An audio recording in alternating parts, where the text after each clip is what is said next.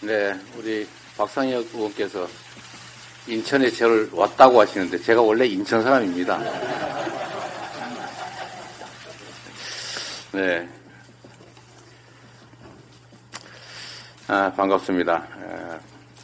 하여튼 제가 인천에 있긴 하지만 또 인천에서 최고위원회의를 개최하게 되니까 어쨌든 감흥이 남다른 건 사실입니다. 인천이 대한민국의 새로운 중심으로 성장 발전하게 되기를 기대하고 또 함께 하겠습니다. 전세 사기 피해 때문에 유명을 달리하신 사건이 있었습니다. 지금 일주기가 됐습니다. 이곳 인천에서만 무려 2,000세대가 넘는 전세 사기가 벌어졌습니다. 1년이 지났지만 뚜렷한 대책을 마련하지 못하고 있습니다. 전세 사기 대책의 핵심은 선구제 후 구상입니다. 개인 간에 벌어진 일이라고 방치할 것이 아니라 주거 문제는 그야말로 생존의 문제이고 이 주거 문제로 피해를 입어서 목숨을 버릴 만큼 정말 중요한 문제라는 것을 우리가 알 수 있습니다. 그런데 그 대책이라고 하는 것이 물론 가해자를 잡아 처벌하는 것 중요합니다. 그보다 더 급선무는 이 길바닥에 나앉은 전세 사기 피해자들에게 실질적인 주거 대책을 마련해 주는 것입니다. 그러자고 국가가 정부가 있는 것 아니겠습니까? 그래서 핵심적인 피해를 일단 국가가 선 보상해주고 선 구제해주고 그 가해자로부터 구상하는 것은 추후에 정부가 좀 일부를 담당하자라고 하는 이 제도가 실질적인 구제책일 텐데 전세 사기 피해 구제를 말만 하면서도 정부 여당이 전혀 협조를 하지 않습니다. 지금 저희가 선구제 후보상을 핵심으로 하는 전세 사기 피해자 구제를 위한 그런 특별법 개정을 하자고 하는데도 정부 여당 꿈쩍하지 않습니다. 그러면서도 지금 대통령부터 여당 비대위원장이 전국을 다니면서 온갖 약속을 쏟아내고 있습니다. 어떤 언론의 통계에 의하면 무려 900조에 가까운 약속을 했다고 합니다. 900조 있습니까? 이런 장밋빛 공약 정책 마구 발표해놓고 선거 끝나면 내몰라라 할 것 아닙니까? 지금까지 대선 그 다음에 지난 총선에서 집권 여당이 한 약속 참으로 많습니다. 최근에 발표되는 공약들을 보면 그 내용 재탕들이 상당히 많습니다. 지금 집행 권력을 가지고 있는데 지금 당장 할 수 있고 과거에 약속했던 일 왜 안 하는 것입니까? 할 의사가 없는 것 아닙니까? 사기 아니었습니까? 지금도 무려 1,000조 원에 가까운 그런 장밋빛 공약 마구 남발하고 그런 정책 막 발표하고 있는데 이거 지킬 수 있습니까? 우선 전세 사기 피해자 구제 특별법 개정부터 즉각 나서주기 바랍니다. 우리 민주당은 정부 여당이 약속하고 발표했던 각종 정책 중에서 동의하는 일들 많습니다. 또 공통 공약도 많습니다. 얼마든지 저희가 협조하겠다고 수차 말씀드렸습니다. 공약을 남발할 것이 아니라 지금 당장 할 것을 해야 됩니다. 말이 아니라 행동으로 국민들에게 보여주셔야 합니다.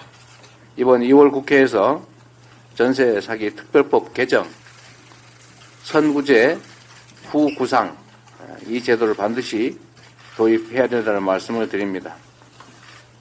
민생과 국민의 안위에는 관심도 없고 오로지 정권 유지에만 혈안이 돼서 국민들에게 지키지 못할 약속 계속 남발하고 또 당장 해야 될 일, 뒷전으로 밀치는 일 결코 용납될 수 없다는 말씀 드립니다. 다시 말씀드리지만 지금은 대국민 정책 사기극을 할 때가 아니라 경제가 폭망하고 국민들이 죽음을 선택하면서 고통받고 있는 시기이기 때문에 진정으로 국민에게 도움이 되는 민생, 경제 정책을 실질적으로 실천해야 된다라는 말씀드립니다. 이 정부가 가만히 보면 검사를 내세워서 말로 해야 될 일을 주먹으로 해결하고 있습니다. 의료파업 대처가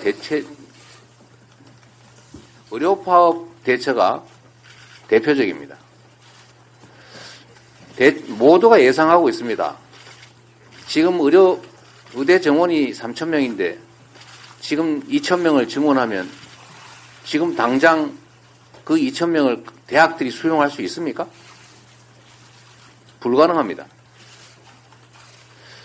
적정 규모로 보통 400~500명 정도의 정원을 늘려서 10년간 늘리면 어느 정도 수급 문제를 해결할 수 있다고 연구되고 검토되어 있습니다. 시중에 이런 얘기 떠도는 거 다 알고 있지 않습니까?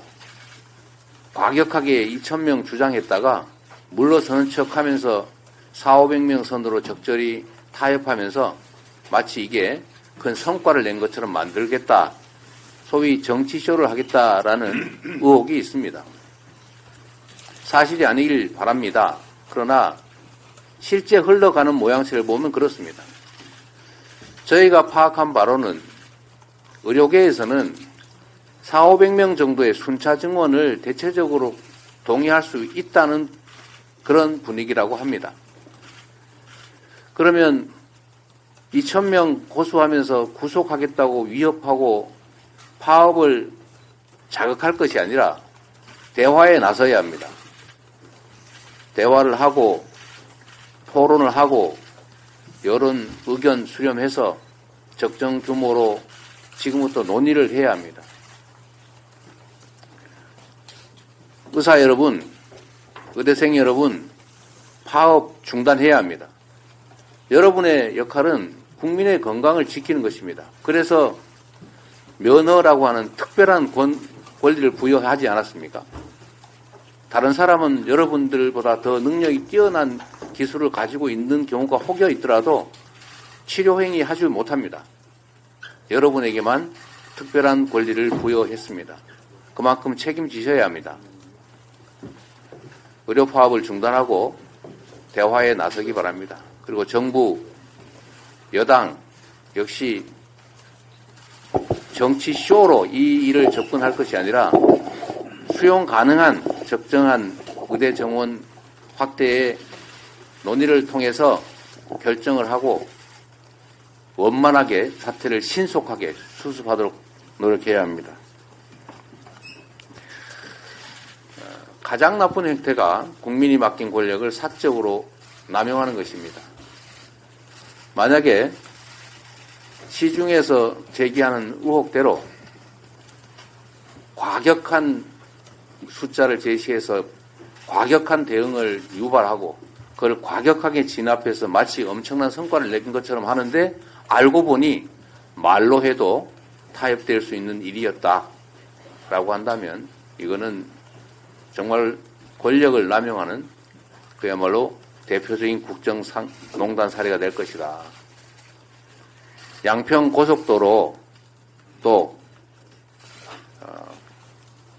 최상병 사건 이런 일들의 버금가는 아니 그 이상의 국정농단 사례가 될 것이다 라는 점을 경고합니다. 이상입니다.